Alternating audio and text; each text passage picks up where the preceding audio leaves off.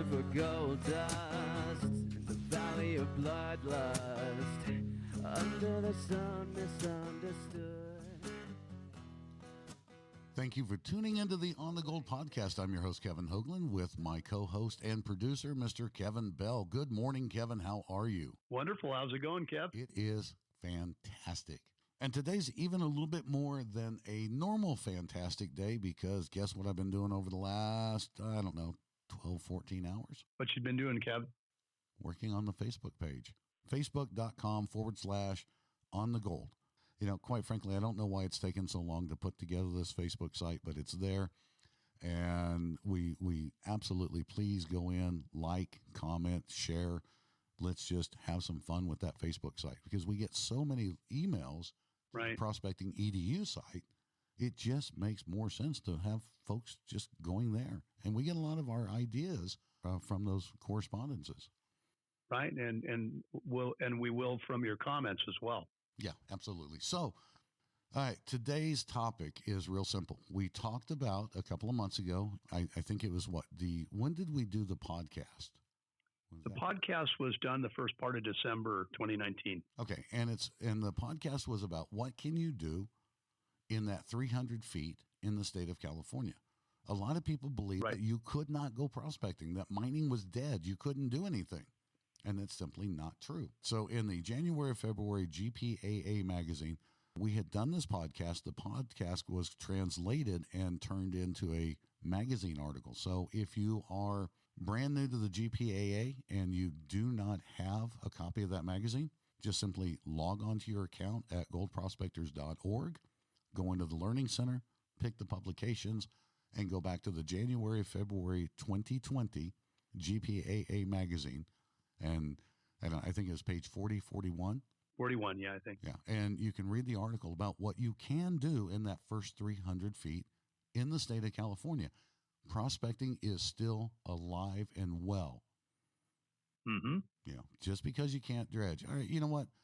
Maybe you have to go back a little old school. You started out with a gold pan. Chances are, like 99% of us out there, you went from a gold pan to a sluice box, and then you started moving into bigger equipment. Right. You can still be out there prospecting right now, today, with a sluice box and buckets and things like that. You know, basically just call it hands and pans. So now let's talk about outside that 300 foot. What can I do in California, Kevin? Well, that's the nice thing, Kev. There are no equipment restrictions outside that 300 foot boundary. Now, we do need to remember that there are limitations and regulations that we need to follow, primarily the rules regarding significant disturbance and reclamation requirements. Right. But there's no restriction on the equipment. Okay. When you say no restriction on equipment, we need to clarify exactly what that means. That means your standard prospecting equipment up to X amount of horsepower and all this other stuff. Don't think that what Kevin just said is that, I can show up with a backhoe, because that falls under the rules and regulations of significant surface disturbance. Right. And to learn more about those, and which I think everybody should, read the CFRs, and you can do a Google search and get into just the sections. But you've got the Code of Federal Regulations, CFR 43, which is for the BLM lands, and then 36, which is for Forest Service lands. And then you've got California codes. I'm sorry, I'm going to throw this at you really quick, and I hope you've got it written down somewhere. But within that 300 feet, what is the code? What is that? What is that regulation? What's that code number? The water code is 13172.5, and the Fish and Game Code, which is talking about the enforcement, is 5653. Okay, so CFR 43, 36, and then whatever, all the numbers that Kevin just rattled off, go back, listen to what he said, write those down, and just do a Google search on that. And that's really all you need. So I want to go prospecting outside of 300 feet. Right. Let's go. Yeah. And, the nice thing we can do, we can use things like high banking, dry washing. You can use things like vacuums, metal detecting. there's a wide array of, really good equipment that we can use. But in the case of high banking, there is obviously the need to get water. And so, you're a desert guy, so you're used to recirculating. Oh yeah. So that's the limitation, is the water. Right. And the limitation on the water is that you cannot use anything that is mechanical, mechanized, or compounded to get the water to where you're working. Right. It's just that simple. So mechanized, motorized, compound, can't use it, which means I'm going to be hauling a few buckets of water up. And for me as a desert recirculating guy, it's not that big of a deal. I mean, give me 25, 30 gallons of water, one of those big Rubbermaid, like, I guess they actually call them like a water trough. It's one of the lightweight, but they hold about 30 gallons of water. Give me one of those, a recirculating sluice box that I can run with a 12-volt battery. I'm in. 30 gallons of water, which is 5 trip with some 5-gallon buckets. Give me some 5-gallon buckets. Evaporative cooler media, that stuff that you put in an evap in a swamp cooler. Mm-hmm. Give me some of that, a couple of 12-volt batteries, and man, I will run all weekend. Right. As long as I'm doing, and and this is where it becomes the difference between running precision, and I love, I'm going to give you the credit on this one and give you all the kudos. Precision mining versus just running material. Right. Which makes it all about prospecting. Mm-hmm. Yes. And it always goes back to that, to be able to prospect, to find the right material, not just all the material. Yeah. And when you're recirculating in the desert, I don't want to run material. I want to run gold bearing material. And I think you called it before, run the trend. Yeah. Run the trend. That's all about prospecting. You prospect. I find an area that I want to work. And, I see this so often, especially in dry washing areas. I'm sorry, I'm going to bounce back and forth, especially in dry washing areas and here in Arizona, where people will get out and they'll just start digging. They'll just start digging dirt, running it through the dry washer. And I've talked to a few of these people, and they've done okay. They've gotten gold, but, they would always want to get more. I've worked with some of these folks and just said, you know what, quit running all of this material. Do your prospecting, prospect.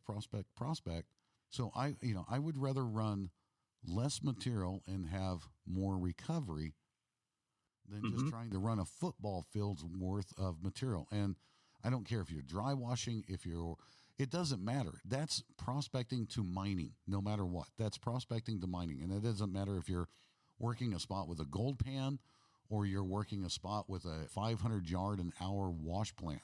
You're going to find that best layer of material, and you're going to do that through your prospecting. So that's why the idea of showing up in California outside that 300 foot, hauling a few 5-gallon buckets up with water in it doesn't bother me at all, because I'm going to take the time to prospect and get on that trend, follow that gold, not just run material for the sake of running material.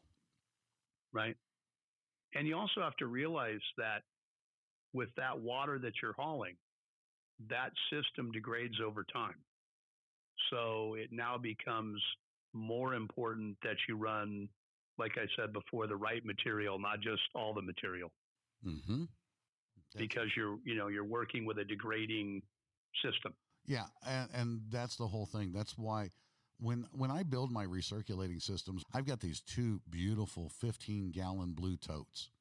And I will tell you that with those 2 15-gallon totes full and my big Rubbermaid, I don't know if it's actually classified as a feed tub or a water tub, but it's a 30-gallon system. It's a big 30-gallon tub. Mm-hmm. A couple of 5-gallon buckets where I've built into like a filtration system, and I say built into. It's basically I've taken chunks of this evaporative cooler media and put it into spots to where The fine silts will filter all the way down, and those will settle. The larger stuff gets caught to the top. I can just muck that out as I'm going. And I seriously, man, I can run an entire weekend on 30 gallons of water and run a lot of material. Yes, yes, and that's really what people need to really look to do when they're out there. That is true, and it doesn't matter. We're talking about California, and we're talking about that 300 feet, but it really, this is something that becomes all the way across the board. I don't care if I'm prospecting in Alaska or California or Arizona or Colorado or back east in Georgia or places like that. It doesn't really matter. It's the same process. I mean, we're going to have that process, and we're going to run that good material. And this may sound like we're getting off the topic of what you can do in that outside of that 300 feet, but really it's very, very important because there are regulations about how you're going to get your water up to your working area. And you are going to have to carry that water. You can't load up a bunch of 5-gallon buckets and throw them in the back of the truck. It just doesn't fall within that. Right. So now I'm going to take the least amount of water that I need to make it work without having to dig, big retention ponds and all this other stuff and everything else. But I'm going to get up there and I'm going to get on the gold because I'm going to do my prospecting. I'm going to prospect. I'm going to find the trend. I'm going to work the gold bearing material again over just working material. And that's how you succeed in going from prospecting to mining, no matter what. Mm-hmm. And that's how you succeed outside that 300-foot barrier. It's pretty simple. So just because I can't do this or do that as far as like in the mechanical, mechanized, or compound, just because I can't do that, it's not going to slow me down for prospecting in California. Because as you said at the very beginning, it's basically wide open as long as the equipment meets in within the regulations and the codes and so on like that, which, by the way, is anywhere that you're going to go prospecting. Anywhere. Doesn't matter, California or whatever. The only thing about California is now I got to move 300 feet. Okay, so I got to move 300 feet. I'm going to go dry washing. Right. And even if I'm dry washing, I'm still going to pick the very best material to run. I don't want to run. You know what? I'm going to sound like a broken record. You prospect. You run the right material over just running material. That's all there is to it. And I've said that probably 5 or 6 times since we started this podcast. And that's the most important thing to remember. Right. I really don't feel like I'm being regulated in California at this particular point in time. And then if you're working in a spot that you can easily get to, well, can I bring my water with me? Yeah, there's no problem with bringing the water with you because you're outside that 300 foot. There's no restriction. So if I've got a road that comes right up the, really close to where I'm going to be working, and I'm out of that 300 feet, and like I said earlier, I've got those 2 15-gallon totes on the top of my side by side. I can just show up and start running that water, just start running that material. Yes, absolutely. So if I'm drawing it out of the river or out of the creek or out of the stream, whatever, there's my restriction. That's when you have to hand carry. Yeah, I have to hand carry. It really is that simple. So it's not like you're being relegated or regulated to where you really can't do any prospecting. No, not in the least. Yeah, it's open. It's open. So get out and go prospecting. That's really about it. But make sure that you're prospecting. Would I love to take my big 2-inch high banker dredge up there and be able to run that area? Well, I'm not going to be getting fresh water. So if I'm going to do that, I'm going to be recirculating.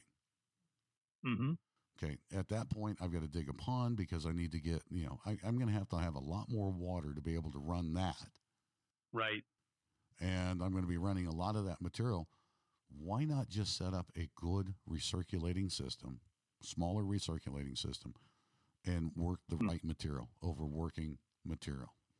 Give me a small high banker, a small recirculating high banker. And when I say small, I'm not talking about something tiny one of my recirculating systems is a full-size sluice box that has the high banker head on it, a smaller modified high banker head that I run on a 2,000 gallon an hour pump. Sure.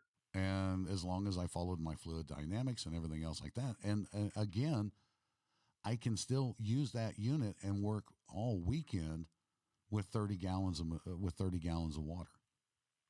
Sure. So why waste a lot of time trying to take a big high banker dredge into the area when I can just go in and work good material with something smaller? Right. When you're working those trends and you've actually taken your time to prospect, even within those trends, find where the best gold is, the best dollars per yard or dollars in material, and work that first. Then if you have time and you still have good water and you can still run, then you can go back and start working some of that lesser material. That always becomes a debate for me, a personal debate with me. I'm out in the middle of the desert. I've got 30 gallons of water with me. I've been working all day or the last couple of days, and I've gotten some really good gold because I did my prospecting. I'm following my trend. Now, I know there's gold in the rest of this material, but it's nowhere near as good as what I've got and what I've been working. Right. Now, do I take the time to start working the rest of that material, or do I go prospecting and find another spot? Generally, for me, I'll go work another spot. I'll go find another spot and prospect, and sure. work and find another trend, find another part. And what's really great about doing that, if you're in point A and you've run through that material and maybe it played out because you hit a bedrock area or something like that, or you've hit a shear, you already know which way that gold is running. So now you can just go up or down from that and do some more prospecting and get into another pocket or get into another better area. That makes more sense to me than to just sit there and work the 20 pieces. Yeah, the marginal material. Yeah, the marginal material. I'm going to go find another spot. That's the way I do it, and that's me. I know a lot of people that'll just start working that marginal, but I'm going to go prospect. I'm out there to recover gold. I'm out there to, at the end of the day, I want to see gold in the vial and know that, okay, I've got X amount of dollars here. I can look at it at the dollars. Mm-hmm. And, there's kind of managing the effort too, that equality of effort where we say, we're managing the work that we do to get the gold. And because we have to do that reclamation, we also have to deal with the impact. So if you just work that trend, get the best gold, because you have to fill the hole and do all the recontouring and get it back, to where it looks good, because you've worked less material to begin with, that managing that impact is much faster.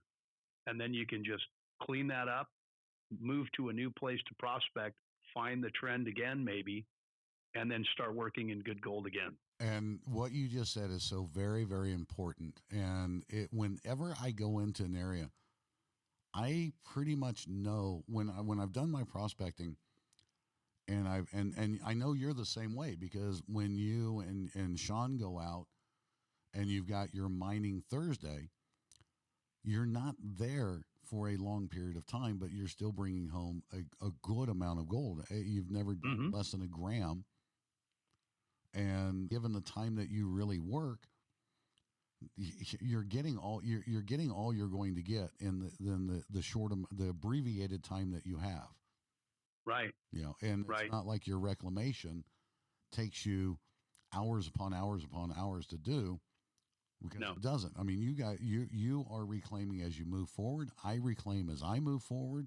So I always take that into consideration. If I look at a spot and I've done my prospecting and I know exactly how I'm going to follow that trend, I'm going to, in my head, calculate as I move forward, I'm going to bring this material back in as I'm going through here, and I'm going to reclaim this. So when I muck my tub, each time I muck my tub, I'm adding that material back into my reclamated area. And then Mm-hmm. all I have to do after that is just do some contour work and I'm done. Right. And it's over and it's done. And it doesn't take me, I don't know, on an 8-hour mining day, I'm going to spend 5 hours or 4 or 5 hours just digging the material and getting it ready, getting it classified, getting it ready. Mm-hmm. And that 4 or 5 hours equates to about, I don't know, an hour, hour and a half of running. Mm-hmm. And as I'm doing that, as I'm running and I'm mucking out and I'm bringing out material back in and I'm dropping it back into the hole. So an 8-hour day, I'm prepping my material, I'm running my material, and I'm reclaiming my material.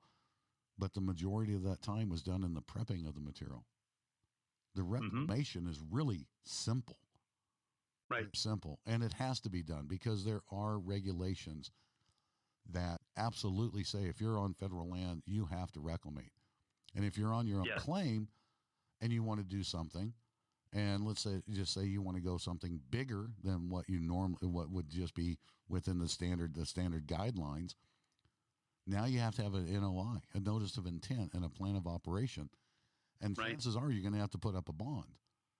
Mm-hmm. And that bond is a reclamation bond. It's not Bobby's bond because we want you to, we just want you to give us money. That bond is a reclamation bond.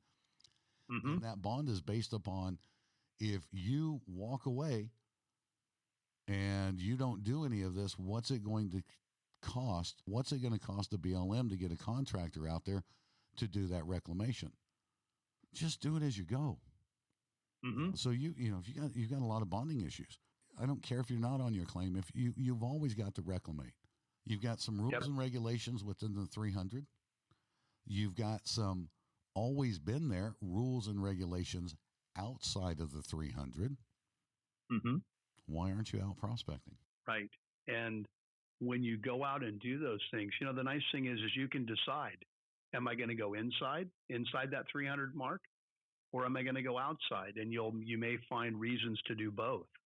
And what I'll tell you is, if you can maintain outside the 300, even as you were saying before, driving in and things like that, it gives you a great opportunity to run and to carry the water and the equipment you need to work that material. But the nice thing is you can choose which one you want to do.